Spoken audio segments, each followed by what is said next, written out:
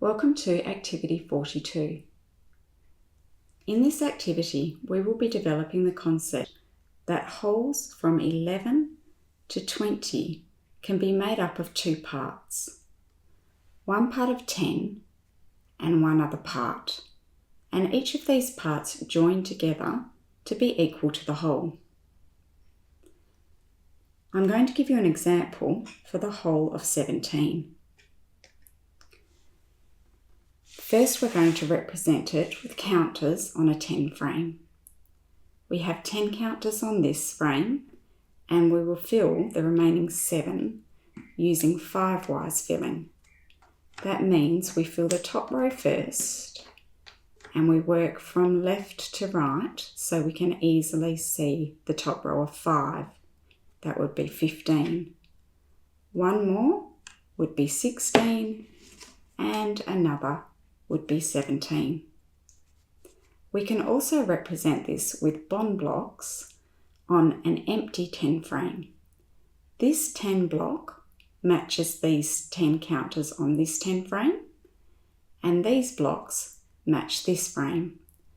You'll notice the 2 block is positioned in the same position as these 2 counters.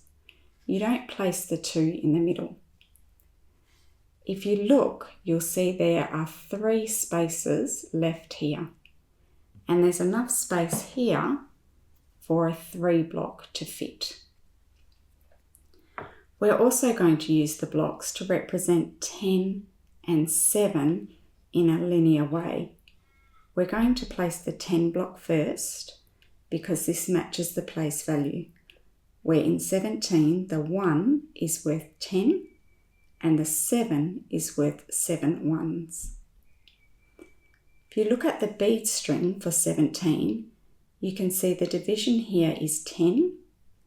There's white 5 that matches this 5 and this top row, and then the red 2 that matches there.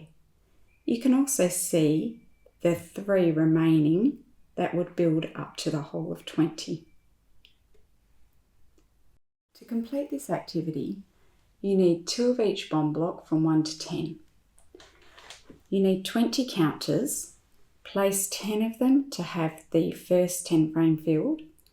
You need the empty 10 frame block that's got the 10 written on it placed. You need to place one of the linear 10s so as it lines up here with the amount that's worth 10.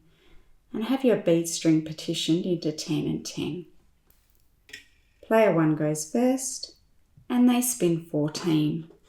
They say 10 and 4 is 14. And I can see that's 4 because it's 1 less than 5.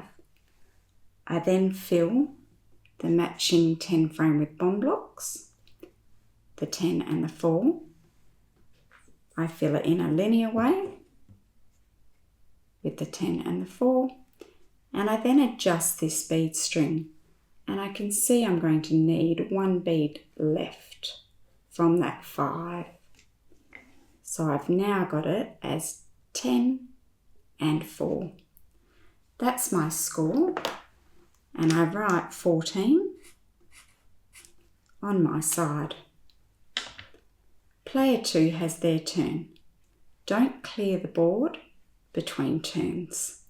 Leave it so this player has to adjust the materials. So when they spin 13, they take away 1 counter. They reduce the length of this block by 1. And they move 1 bead across. So by keeping the materials on the board, I'm learning that 13 is 1 less than the last amount of 14. I can also see that it's 10 and 3. Player 2 records their score, which is 13. And for this round, player 1 was the winner. So they circle their score to record the win. We keep everything on the board and play the next round. Player 1 would spin, and they spin 16. So they fill using the 5-wise filling 5, so that would be 15, and one more is 16. Repeat with the bomb blocks. Place the 5 first to build 15, and then one more is 16. Replace the 3. I want 6, and move my bead frame from 13. If I moved 2, that would be 15, and one more would be 16.